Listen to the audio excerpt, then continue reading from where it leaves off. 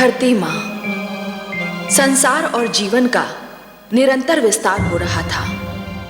मेरे वासुदेव ने मानव कल्याण के लिए 4 वेदों को अपने मुख से जन्म दिया।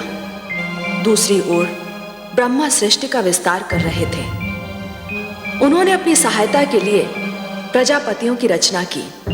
उनमें एक ऋषि कश्यप थे। ऋषि कश्यप की 3 पत्नियां थीं, अदिति, दिति और दनु। अदिति की संतान माता के दिए हुए सुंदर संस्कारों के कारण देवता कहलाई। दिति और दनु अच्छी माताएं नहीं सिद्ध हुईं, इसलिए उनकी संतानें भी अच्छी नहीं निकली। उनके संस्कारों के कारण उनकी संतानें क्रमशः असुर और दानव कहलाईं। इनमें दिति का पुत्र हैग्रीव घोड़े जैसे मुंह वाला मानव संस्कृति का सबसे बड़ा शत्रु था। यह संकट हर युग में रहा है कि बुरे लोग अच्छे नहीं बनना चाहते, बल्कि अच्छों को हानि पहुंचाना चाहते हैं, अच्छाई को मिटाना चाहते हैं। मुझे इसलिए हैग्रीव और उसके इरादों से डर लग रहा है। पर आज एक ऐसा दिन है जब मुझे डर से अधिक इस हर्ष का अनुभव हो रहा है कि आज एक योग्य संतान अपनी माता को सम्मान देने वाली है। ऐसा समारोह होने जा रहा है जिसमें भाग लेने को स्वयं भगवान विष्णु और माता लक्ष्मी भी व्याकुल हैं।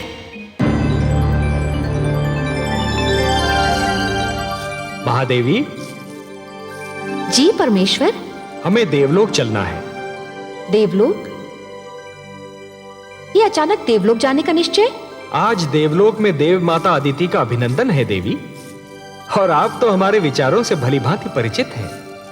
आप जानती हैं कि नारी का सम्मान हमारी दृष्टि में कितना महत्व रखता है। जानती हूँ परम श्रेष्ठ, जहाँ नारी का सम्मान होता है वहाँ आपका निवास होता है। हाँ देवी, यत्र नार्यस्तु पूज्यन्ते रमन्ते तत्र देवताः, और इसीलिए हमारा वहाँ उपस्थित रहना अनिवार्य है। तो फिर चलिए कमल नयन, मुझे भी ऐसे अवसर पर उपस्थित रहकर हार्दिक प्रसन्नता होती है। आइए। माता अदिति की, माता अदिति की, माता अदिति की, माता अदिति की, माता अदिति की, माता अदिति की, माता अदिति की, माता अदिति की, माता अदिति की, माता अदिति की, माता अदिति की, माता अदिति की, माता अदिति की। अभिनंदन देव माता, अभिनंदन। आप एक आदर्श माता है, आदर्श पत्नी है, आदर्श नारी है। मेरा प्रणाम स्वीकार कीजिए। मैं तो आपको और माता लक्ष्मी को देखकर धन्य हो गई त्रिलोकीनाथ। मेरे लिए तो आज का दिन मेरे जीवन का सर्वश्रेष्ठ दिन है। ओह, तो मेरे लिए भी है देवी। आज आपको आपके योग्य पुत्र सम्मानित कर रहे हैं, और मेरे लिए वो दिवस सृष्टि का सबसे श्रेष्ठ दिवस होता है जब संतान माता का अभिनंदन करती है। और आपने तो ऋषि कश्यप के प्रति अपने पत्नी धर्म को और अपनी संतान के प्रति अपने मातृत्व के धर्म को इतनी निष्ठा और गरिमा से निभाया है कि समस्त संसार को आपसे सीख लेनी चाहिए। देव माता तो मुझे मेरे पुत्रों ने बना दिया है, जिन्हें संसार देवता कहकर पुकारता है। परंतु सत्य इससे सर्वथा विपरीत है देवी। अर्थात? सत्य यह है कि संसार आपके पुत्रों को देवता इसलिए कहता है कि आपने उन्हें वो सारे संस्कार दिए जिन्हें पाकर ये देवता हो गए। मैंने तो उन्हें केवल माता का प्रेम दिया है सर्वेश्वर। निस्संदेह, परंतु माता का प्रेम वो विचित्र वस्तु है देवी, जो संतान को सुधार भी सकता है और संतान को बिगाड़ भी सकता है।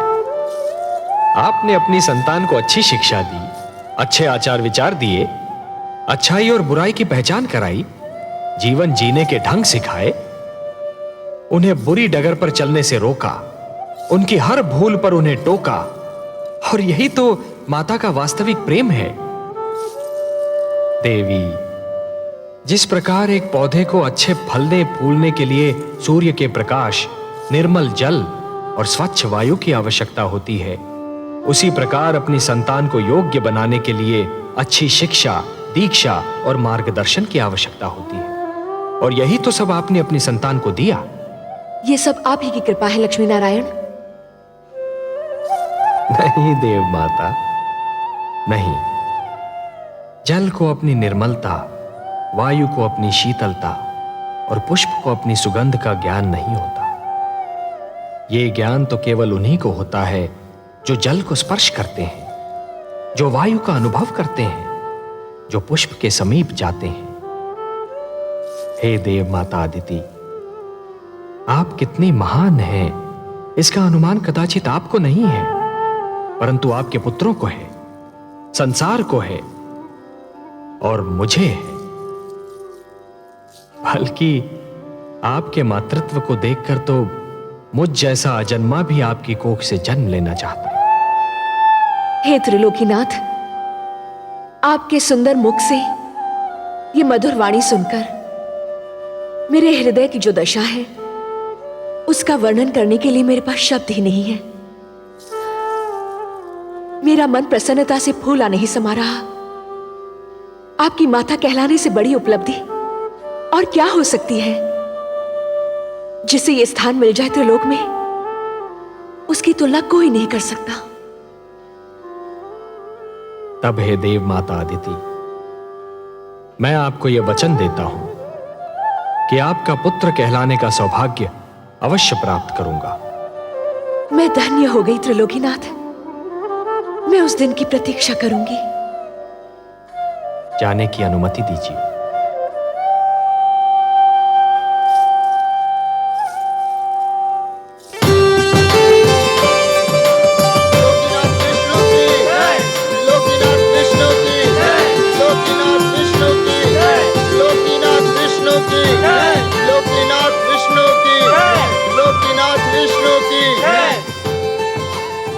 आइए माता, विराजिए। धन्यवाद पुत्रों, तुम्हारे कारण तो मुझे आज इतना महान वरदान मिल गया। पर हम तो आपको कुछ न दे सके माते। संतान से मां को और क्या चाहिए। सुख और आदर तो तुम सबने मुझे इतना दिया कि मुझे और किसी वस्तु की इच्छा न रही और ना ही आवश्यकता।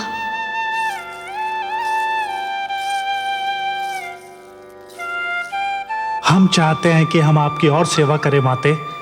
हम चाहते हैं कि आप अब यहीं रहे देवलोक में। हाँ माते, अब आप यहीं रह जाइए। पुत्रों, नारी का देवलोक वही होता है जहां उसका पति निवास करता है, और मेरा देवलोक मेरी धरती है जहां मेरे पति और तुम्हारे पिता प्रतीक्षा कर रहे हैं। तुम सब तो हर पल मेरे साथ हो, क्योंकि मेरे मन में हो। मुझे भी सदैव अपने मन में रखो, मैं भी तुम्हारे साथ रहूंगी। मैं अब चलूंगी। मेरे देवता को यज्ञ के लिए मेरी प्रतीक्षा करनी पड़े, ये मेरे पत्नी धर्म के विरुद्ध है। मुझे अब चलना चाहिए।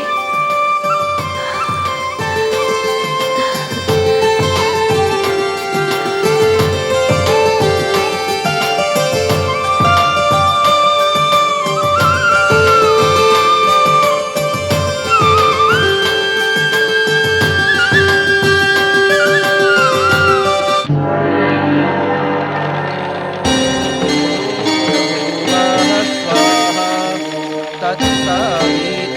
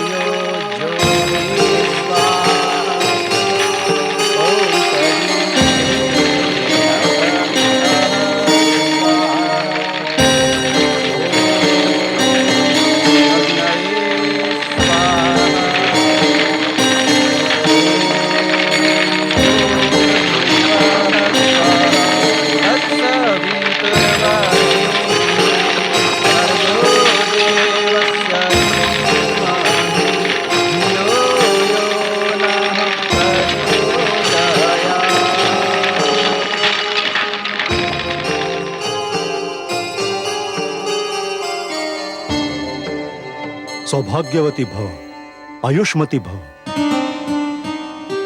देवी, मैं भगवान विष्णु से प्रार्थना करता हूं कि वो आपकी समस्त इच्छाएं पूरी करें। स्वामी, जिस नारी का पति भी देवता हो और संतान भी देवता मानी जाती हो, उसके मन की और क्या इच्छा हो सकती है? मेरे मन की बस एक ही इच्छा है कि हमारे परिवार पर भगवान विष्णु की कृपा सदा यूं ही बनी रहे।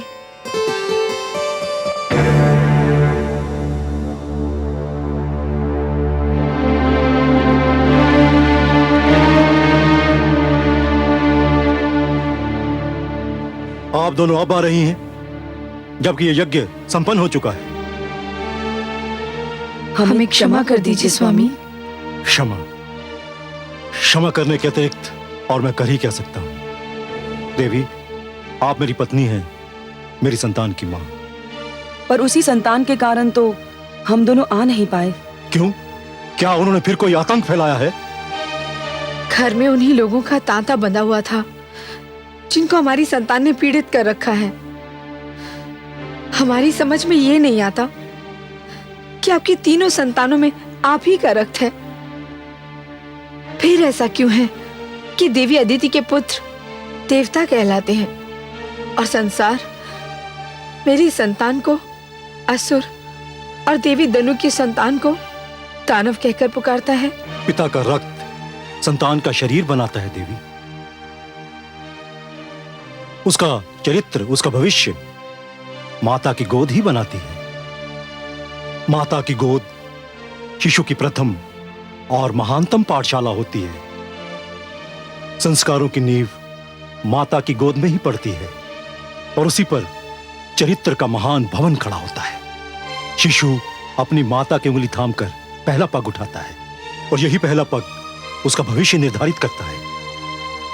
अदिति को ही देखिए, उन्होंने अपनी संतान को वो शिक्षा दी, वो संस्कार दिए, आज उन्हें श्रेष्ठ माना जाता है, देवता कहा जाता है। प्रभु की अनुपम देन है माता तेरा प्यार, तेरी गोदी में मिले जीवन को आकार। माँ से जो शिक्षा मिले वही बने संस्कार। माता के आशीष पर गर्व करे संसार, गर्व करे संसार। और आप दोनों ने अपनी संतान की शिक्षा की ओर कोई ध्यान नहीं दिया, उन्हें कभी बुरे कर्मों से रोकने की चेष्टा नहीं की। लाड प्यार करके उन्हें इतना बिगाड़ दिया कि आज वो आपकी भी नहीं सुनते। मैं उनको नहीं, आपको दोषी समझता हूं। और देवी धनु, आपके पुत्र हयग्रीव ने धरती पर वो उत्पात मचा रखा है कि संसार उससे पीड़ित है और मैं उससे लज्जित हूं।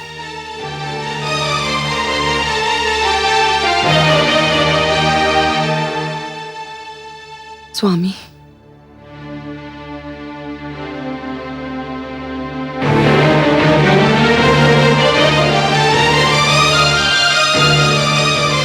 देवी अदिति, आप ही कोई उपाय बताइए कि मैं क्या करूं। हयग्रीव को समझाइए बहन कि वो हिंसा और अत्याचार का मार्ग छोड़ दे।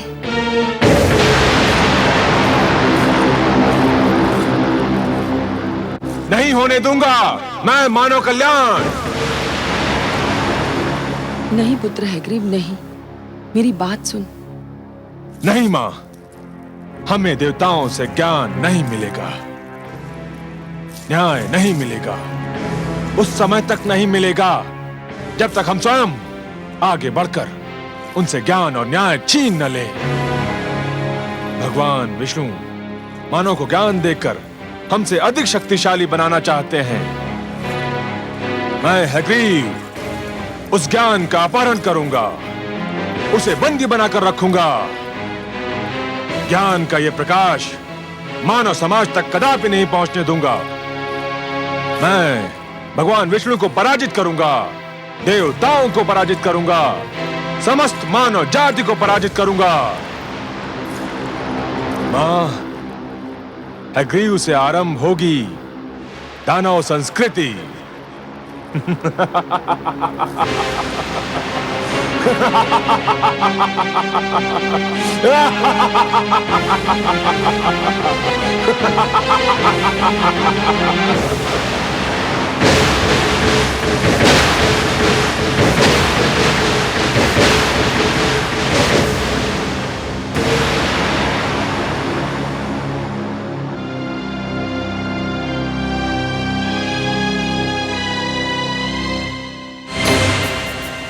ऋग्वेद, यजुर्वेद, सामवेद, अथर्ववेद, मेरे निकट आइए।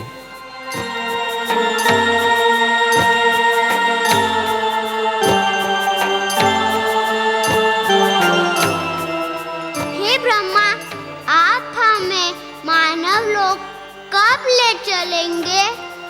हे ज्ञानकोश, अभी उसका उचित समय नहीं आया है। आपको मानव तक पहुंचाने से पहले मुझे कुछ और आवश्यक कार्य करने हैं। आपकी सुरक्षा मेरा सर्वप्रथम उत्तरदायित्व है। मुझे आपको उन हाथों में देना है जो आपके योग्य हों। मैं भगवान शिव से परामर्श करने जा रहा हूं। मेरे लौटने तक आप यहीं रहिए। जब तक मैं ना आऊं तब तक इस क्षेत्र से बाहर पग न धरें। मैं शीघ्र ही लौट आऊंगा। हे ब्रह्मा, हम आपके आदेश का पालन करेंगे।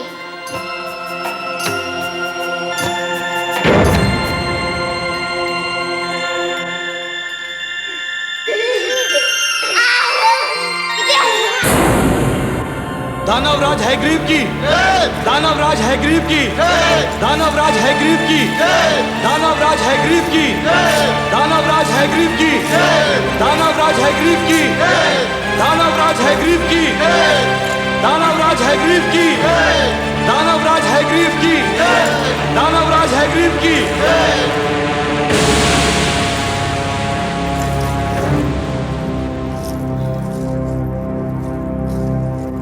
आज तुम्हें सुनाने के लिए कोई शुभ समाचार नहीं है मेरे पास। हां, दानव समाज के लिए एक अशुभ समाचार अवश्य है। देवता तो सदा से ही हमसे अधिक श्रेष्ठ और ज्ञानी माने जाते रहे, और अब देवताओं के मित्र विष्णु ने मानव को भी हमसे अधिक श्रेष्ठ और ज्ञानी बनाने के लिए 4 वेदों को जन्म दिया है। और विष्णु ने इन 4 वेदों को मानव तक पहुंचाने का कार्यभार ब्रह्मा को सौंपा है। और इस समय वो 4 वेद ब्रह्मा के पास हैं। ये हम दानवों के विरुद्ध षड्यंत्र है। ये देवताओं का मानव के प्रति पक्षपात है। इसे किसी प्रकार रोकिए। रोकूंगा, अवश्य रोकूंगा। जब तक मैं जीवित हूं, ज्ञान का यह प्रकाश मानव जाति तक कदापि नहीं पहुंचने दूंगा। मारक, घातक, पीड़क, हिंसक,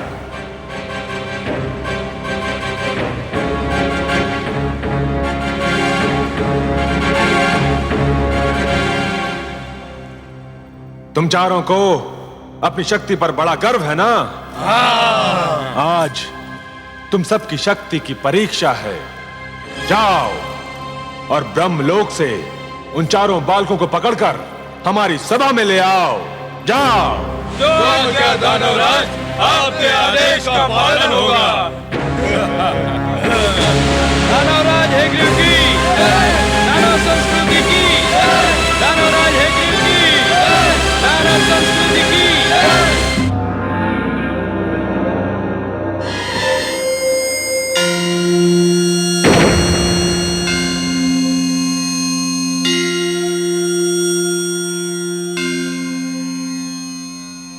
प्रणाम आदि प्रजापति ब्रह्मदेव। प्रणाम भोलेनाथ। शिवलोक पधार कर आपने मुझे धन्य किया। मैं आपसे कुछ परामर्श करना चाहता हूँ शिव शंकर। आपको सहयोग देकर मुझे प्रसन्नता होगी। हे महेश, भगवान विष्णु ने 4 बालकों के रूप में अपनी वाणी मुझे सौंपी है और आदेश दिया है कि मैं इसे मानव तक पहुंचा दूं।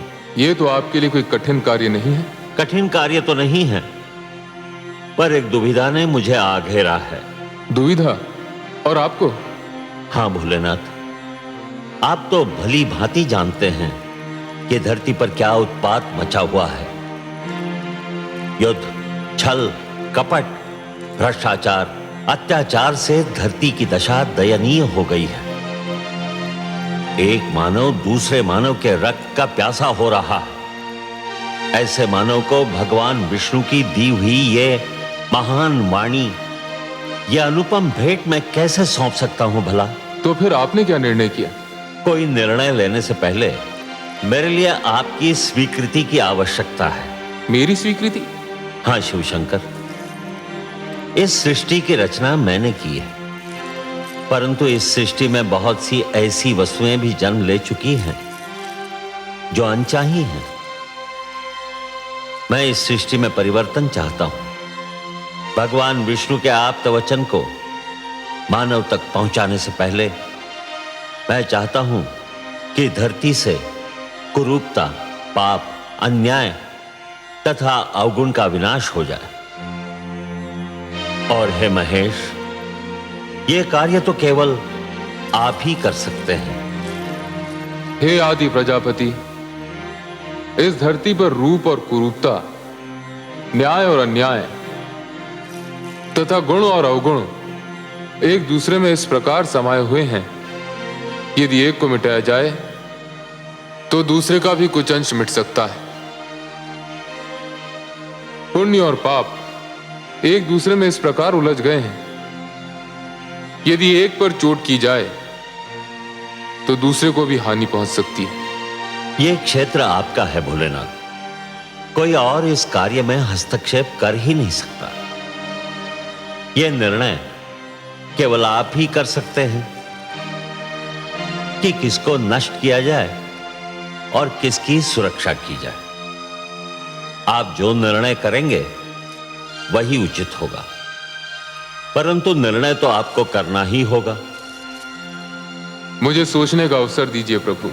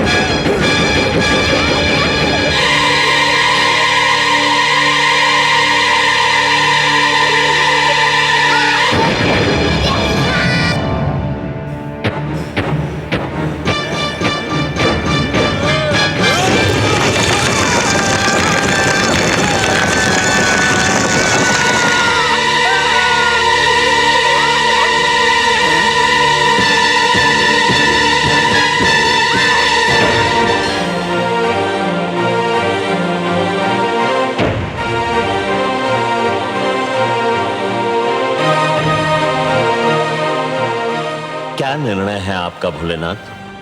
हे ब्रह्मदेव, मैं इस निष्कर्ष पर पहुंचा हूं कि सृष्टि को पूर्णतया नष्ट करना उचित नहीं होगा। धरती को बने अभी अधिक समय नहीं बीता है। मेरे विचार में नष्ट करने के स्थान पर धरती को स्वच्छ किया जाना चाहिए। जल स्वच्छ करने का कार्य करता है। जिस प्रकार मनुष्य जल में स्नान करके अपने शरीर पर जमे मैल को दूर कर देता है, ठीक उसी प्रकार यदि धरती जल में डूबकर उभरे तो उसकी समस्त बुराइयां धुल जाएंगी जो आपको अनचाही लग रही हैं। परंतु धरती तो जल में डूबकर उभर आएगी, पर उस पर बसी मानव जाति का क्या होगा? मैं नए मानव को जन्म दूंगा। उसमें भी एक कठिनाई है। क्या कठिनाई है भोलेनाथ?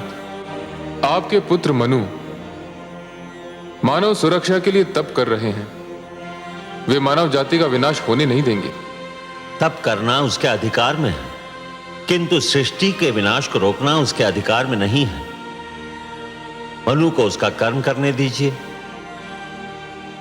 भगवान विष्णु की स्तुति कर रहा है वो। उसका और उसके तप का परिणाम भगवान विष्णु की इच्छा पर छोड़ दीजिए। मैंने आपसे जो निवेदन किया है, मुझे उसका उत्तर चाहिए भोलेनाथ। उत्तर? उसका तो केवल एक ही उत्तर है। धरती पर जल प्लावन होगा। हे शिव, मैं आपको प्रणाम करता हूं।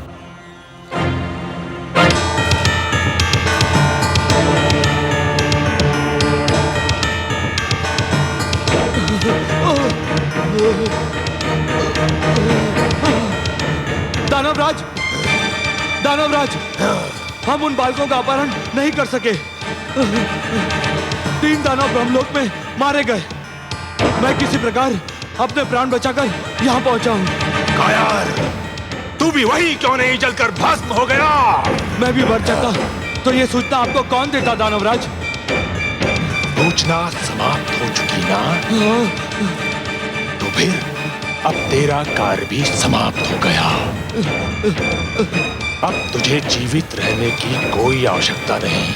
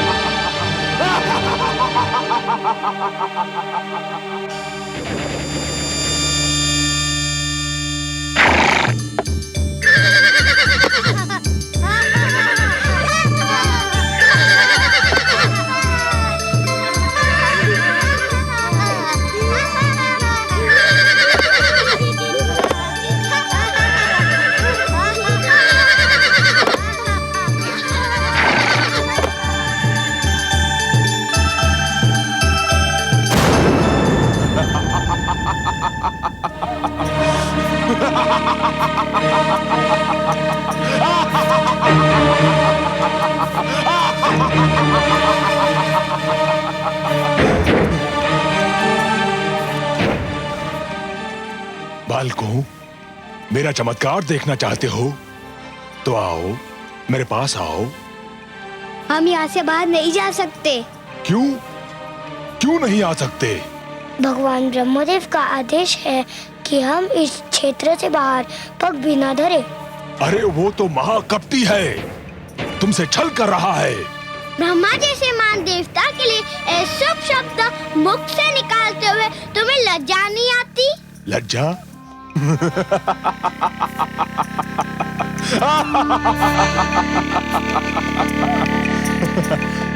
उस छलिए से लज्जा? जानते हो वो कहाँ गया है? जानते हैं, वो शिवलोक गए हैं। और वहाँ क्या करने गया है? ये तो हम नहीं जानते। तुम चारों को पाकर ब्रह्मा के मन में खोट समा गया है। तुम झूठ बोलते हो। मैं सत्य कह रहा हूँ। ब्रह्मा शिव के पास ये निवेदन करने गए हैं कि वो धरती को नष्ट कर दें। किंतु क्यों? बड़े भोले हो तुम चारों, इतना भी नहीं समझते। सीधी सी बात है, धरती नष्ट हो जाएगी तो मानव भी नष्ट हो जाएगा, और मानव नष्ट हो जाएगा तो तुम चारों सदा के लिए ब्रह्मा की संपत्ति बन जाओगे, और वो तुम चारों को दास बनाकर रखेगा। हम कैसे मान ले कि तुम सच बोल रहे हो? इसीलिए तो मानव समाज ने मुझे यहाँ भेजा है कि मैं तुम चारों को ब्रह्मा के पंजे से मुक्त करा के उसके पास पहुंचा दूं जिसकी तुम धरोहर हो।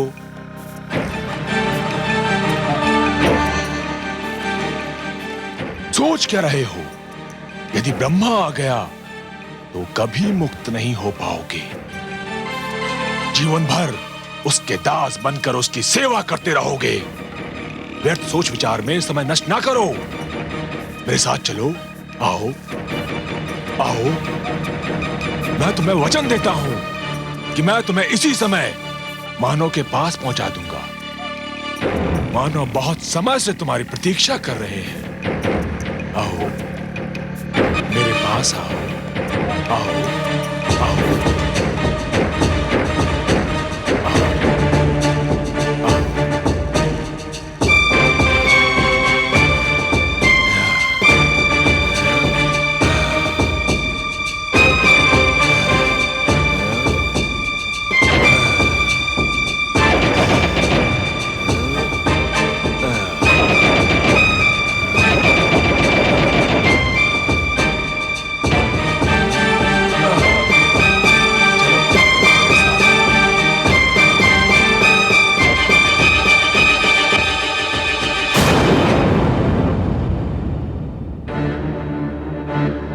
ऋग्वेद, यजुर्वेद, सामवेद, अथर्ववेद, कहाँ हो तुम? कहाँ हो?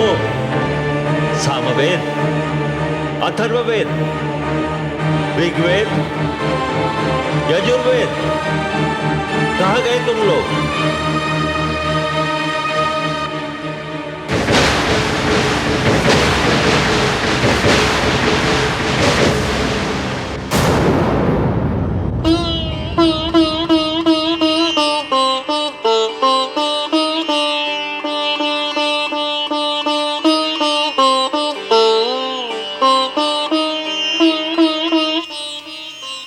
सर्वेश्वर, आपने अपनी जो धरोहर ब्रह्मा जी को सौंपी थी उसे कोई चुरा कर ले गया है। देख रहा हूं देवी। किंतु आप तो योग निद्रा में थे। आपने? ध्यानस्थ था देवी। निद्रा और ध्यान में बस थोड़ा सा ही तो अंतर होता है।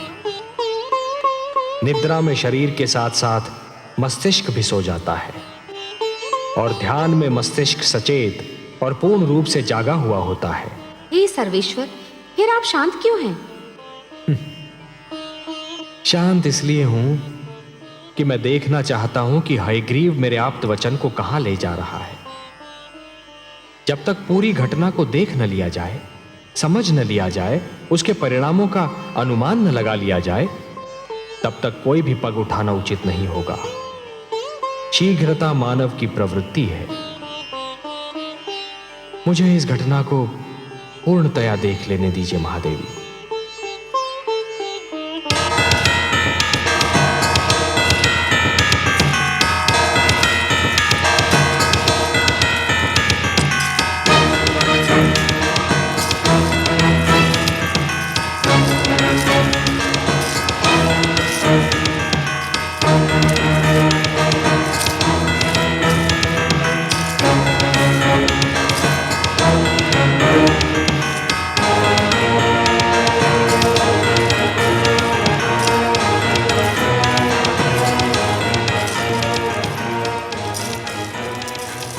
तुम कौन हो और हमें कहाँ ले आए हो? मैं अग्रीव दानव हूँ और ये मेरा भवन है और तुम चारों अब सदैव यहीं रहोगे। तुम कपटी हो। तुमने हमारे साथ छल किया। तुम्हें अपने अधिकार में लेने के लिए मैं कुछ भी कर सकता था, पर भगवान ने हमें मानव के लिए बनाया है। हम मानव कल्याण के लिए रचे गए हैं। हमें मानव के पास जाना है। अब तुम कहीं नहीं जाओगे। बड़ी कठिनाई से तुम्हें प्राप्त किया है। अब देखता हूँ मानो हमसे अधिक शक्तिशाली कैसे बनता है। तुमने हमें मुक्त नहीं किया तो भगवान विष्णु तुम्हारा सर्वनाश कर देंगे।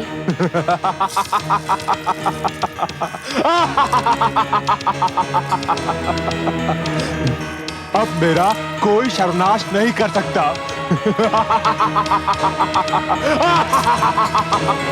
और यदि तुम में से किसी ने भी यहां से भागने का प्रयत्न किया तो तुम सबको नष्ट कर दूंगा।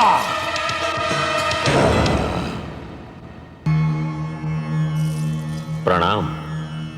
हमारी धरोहर चोरी हो गई। कोई हमारे वेदों को अपहरण कर ले गया। यही सूचना लेकर आए हैं ना आप ब्रह्मा जी? आपसे क्या छुपा है सर्वेश्वर? हाँ, ऐसा ही हुआ है। मैं शिवलोक गया था। मेरी अनुपस्थिति में कोई उन्हें चुरा ले गया। ये कार्य दानव हयग्रीव ने किया है। जब से देवताओं ने दानवों और असुरों पर श्रेष्ठता प्राप्त की है, तभी से वो दुष्ट द्वेष की अग्नि में जल रहे थे। अब जब उन्हें यह ज्ञात हुआ कि वेदों के कारण मानव भी उनसे श्रेष्ठ हो जाएगा, तो वो सहन नहीं कर सके। मैं हयग्रीव को ऐसा कड़ा दंड दूंगा कि वो जीवन भर भूल नहीं पाएगा। ब्रह्मा जी, वेद मेरी वाणी है। मानव कल्याण के लिए उन्हें मैंने रचा था।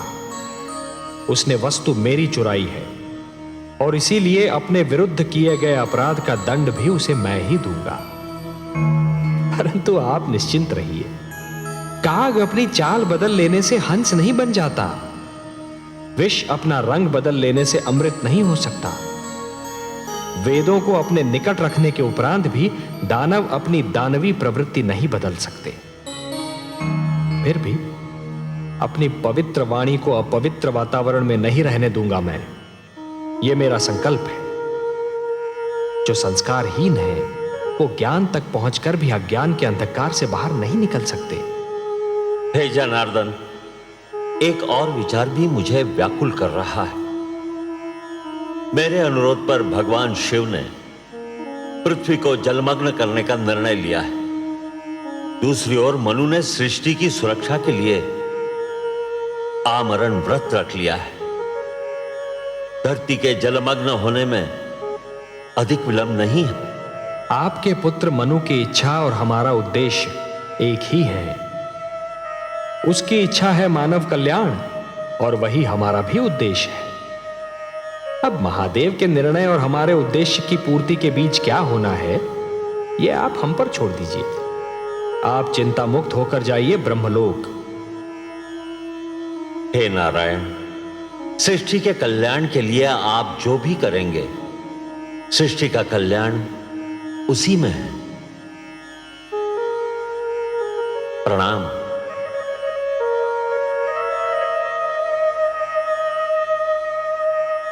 हे प्रभु, अब क्या होगा? आप क्या करेंगे? ब्रह्मापुत्र मनु का क्या होगा? दानव हयग्रीव आपके ज्ञान को नष्ट करने पर तुला हुआ है और भगवान शिव ने पृथ्वी को जलमग्न करने का निर्णय ले लिया है। अब वही होगा देवी जो मेरा वचन है। मैं वचनबद्ध हूं कि जब भी कोई शक्ति मानवता के लिए संकट बनेगी तो मैं उसे अवश्य रोकूंगा।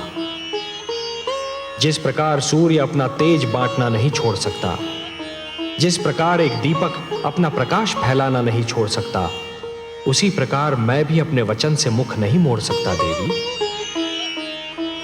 अब मेरे प्रथम अवतार का समय आ गया है देवी। मत्स्य अवतार।